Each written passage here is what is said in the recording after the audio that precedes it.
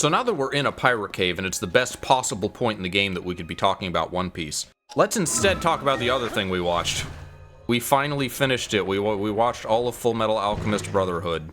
Yes, that was, it ended like we thought it would, just kind of awfully. It ended like a JRPG. You kind of saw what I was talking about as we went through Brotherhood, especially towards the end. Yeah. What was our through line was essentially like yeah, you want to are you up for watching Brotherhood? And you're like, no, perfect time to watch Brotherhood. The main takeaway I think was that the author just changed what she wanted to do at various points throughout the series. Like a third of the way in, she didn't even want to do alchemist stuff anymore. She just wanted a military drama. Yeah. Which, you know, I get it. I get it, but it's like you developed this like magic system which was pretty interesting. And you kind of just... There were so many times in the series that I pointed out, like, why aren't we using alchemy? Are we alchemists? We should be using alchemy. No one has done it in, like, 5 episodes. It's all just been running around with guns and shit. Like, Roy lost his like, sight, but he had the ability to just cast alchemy by clapping. And he didn't really do anything with it. And he just turned into a cannon. Riza had to direct him, right? Yeah, something like that. He's just like, hey, you can use flame alchemy all you want. And then it's like, I've lost my sight. I can't see how it is. And somebody's like, hey, we can use a Philosopher's Stone to heal your sight. And he's like, I'll do it. Yeah, that's the other thing. That thing that was like the great mythos, the ultimate find, the quest that the entire original series was about, and most of the start of the manga. You just have a bunch of them. They're everywhere. We have a lot of them. It's like realizing that not only is there a holy grail, but like some guy just created like 50 of them at an IKEA, and they all work. This is totally unremarkable. I mean, you gotta sacrifice some people to do it. So, but yeah. People were already sacrificed. We got like a couple hundred stones lying around. Like the final third of the series, she didn't even want to do the what did we decide? She just wanted to be like edgy and do a big action schlock thing. She just wanted to create a combat manga. Yeah, it was definitely like maximum combat towards the very end. I just wanted to create a combat manga, guys. Again, Dragon Ball Z with alchemists. Actually, I'm not too hard on her. She seems like a nice lady. Yeah, no, it's the same thing that like most mangakas are not writers; they're artists. Yeah. That are just like bullshitting a story as they go along. Hers just got like way more revered than it probably needed to be. I don't know if it happened while she was writing the manga, if there were like great expectations placed upon her, but... Well, I'm guessing a part of it is that she created like a main character that was like really fucking hot. Yeah. So, great start to the series. Yeah. Like, the start of the series, she had an idea, she had alchemy, she had world building, she was setting everything up, and the original series kept going with it. Brotherhood just kind of didn't. I'm going to say this right now, is that the reason why I'm not really too hard on her these days is because, like, she saw, like, the original, like, what they were doing, and she's like, I actually really like this. So it's like... Again, I don't blame her any more than any other mangaka. Yeah. She's not a great writer, but most of them aren't. Which is another thing I bring up as a point for the original series and a lot of other shows, is that anime originals are written by writers. Like, people dedicated to the craft of writing. Which is also why that one OVA was great. Oh god, yeah. The first Brotherhood OVA. Yes. It was like a Twilight Zone episode. We were getting into it, we're like, oh, this is probably gonna be bad. And we were watching it, it was like original flavor Full Metal Alchemist. Yeah, it felt like we were watching the original again. I don't want to spoil what goes on, but if you can seek it out, it's really fucking good. It is. It had that Majora Macabre to it.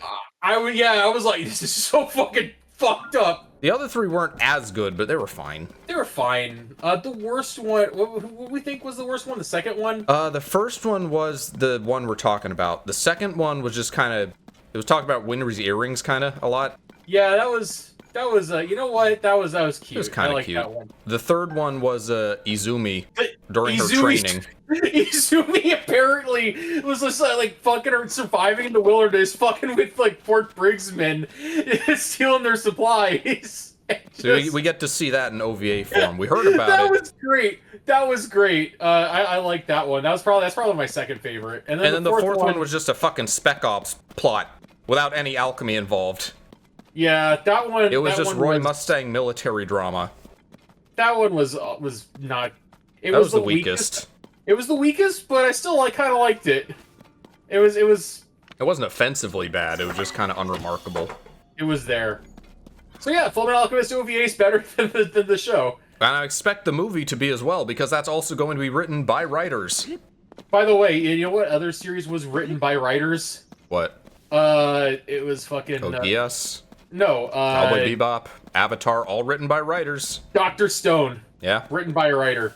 And, as in, like, oh, that one has, like, a mangaka and a writer working together on the manga, right? Yeah, the writer is very interesting. He also did another project called Ice Shield 21, which was the American football anime. I've heard of it. I don't know anything about it. Yeah, but the guy seems like the idea I have for Dr. Stone mangaka is he's just like a guy who's like, I got very interesting ideas. I'd like to explore them, and I think it'd be very interesting.